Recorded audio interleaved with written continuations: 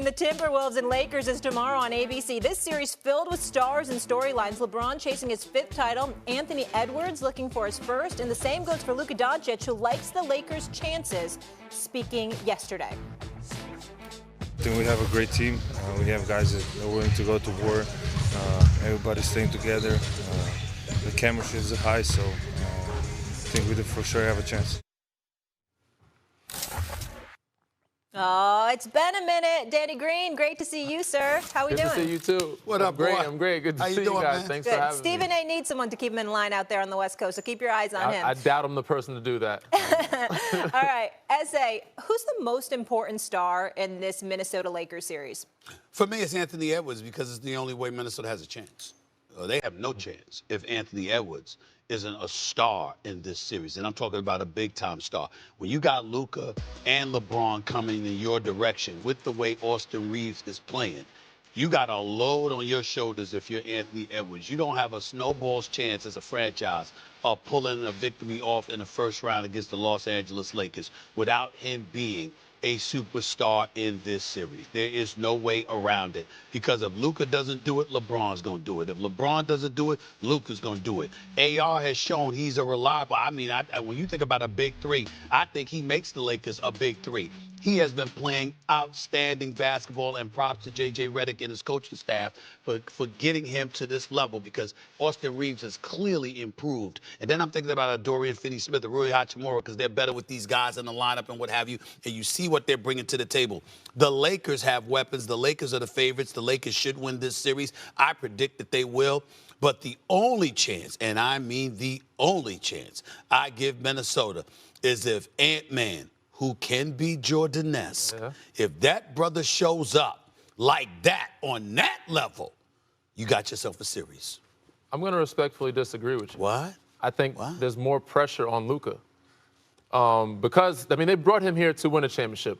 Also, the fact that in the playoffs, the game slows down. If he's not scoring well, they don't play well. They don't win. But and you know they're going to attack him on that defensive end of the floor. You know, the question said most important. Yes. Not the most For the Lakers to win, they need Luka to play well. If he doesn't play well offensively, you know they're going to go at him defensively, and he has to guard. And that's Anthony Edwards. They're going to put him in pick and roll situation. So, and there's a lot of pressure for him to get this team to the Western Conference Finals at least. So if he doesn't show up 99, not only for this series, but the series after this one, but I think he's the most important player for the Lakers, because if he doesn't score well, I don't see them going very far. So if Luka struggles in this series, you see Minnesota winning? I can see Minnesota winning.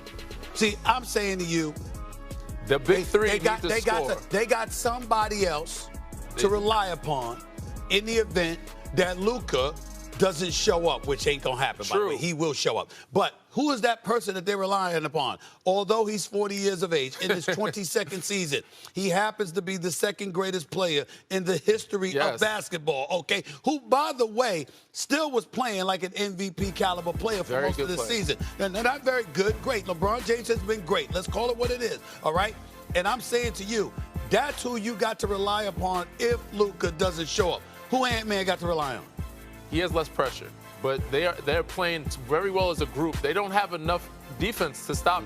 They need more. They need all the offense that they can possibly get. They need all the offense. You know, I've known you for years. I love you to death. You know that, bro. Yeah. On First Take, we answer direct questions, my brother. I asked you a direct question. He has Julius Randle. Really? That's where you going? They have a lot of pieces. I like Julius Randle.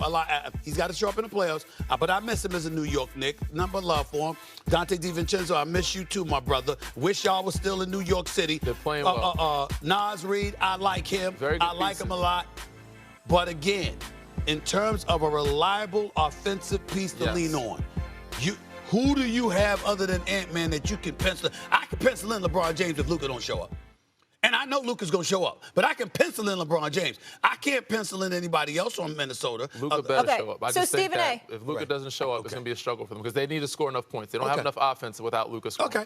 Stephen A. Or defense. Stephen A. Real quick here before we move on. Are you giving the Lakers a pass if they don't get to the West since they got Luka midseason?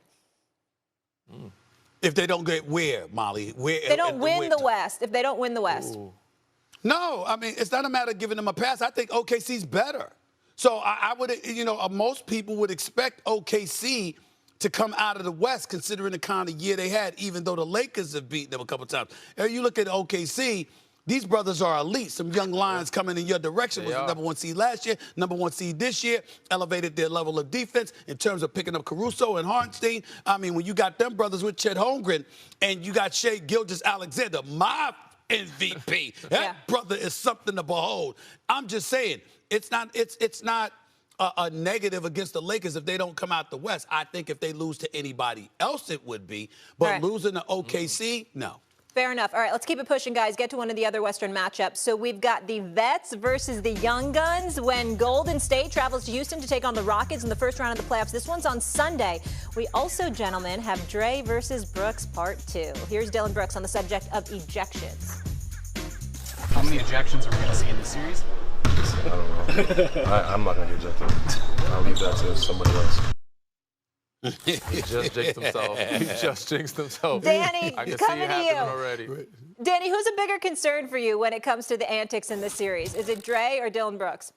I would say Dre. I think Dillon just jinxed himself. He might end up getting tossed one of these games, but I would say Dre. You know, Dre is the one.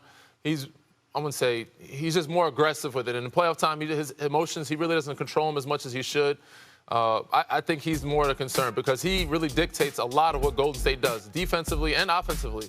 And if he doesn't keep his cool and he gets in the antics and gets it with Dillon Brooks, even if he does get tossed, Houston has enough pieces to win. Without Draymond Green, Golden State is a totally different team. They don't have their identity, and if they lose him, it's a different ball game, and I don't see them winning the series without him. So, Stephen A? Yeah. You know what? My answer was specifically to this question, more concerned. My original answer was going to be Draymond Green. Yeah. Until Dillon Brooks opened. Until Dillon Brooks opened his mouth. But it's not because I think that Dillon is going to get himself ejected, even though it's obviously possible. It's because as great as Draymond Green is defensively, as great as he is as a point forward, the greatest element of Draymond Green is his mind. And getting under your skin. And Dillon Brooks basically challenged him when he said what he said. I'm not going to get ejected. I'm going to leave that to somebody else. We know who he was talking about. So Draymond Green, he hears that kind of statement, and his mentality in all likelihood is we going to play these mind games. And now it's going to be whether it's you or me, and I'm going to one-up you mentally. That's the kind of guy that Draymond Green is because he's that smart. Yeah. And so I just look at it from that standpoint, and I say the answer to this question would be Brooks as well. I would be more concerned about Brooks rather than Draymond because I think Draymond's going to target him, and Draymond's possibly going to find a way to mess with him and get under his skin more so than he's going to get under Draymond's skin. 100%. I agree. I think it's going to be interesting. It's going to be fun. It's going to be entertaining.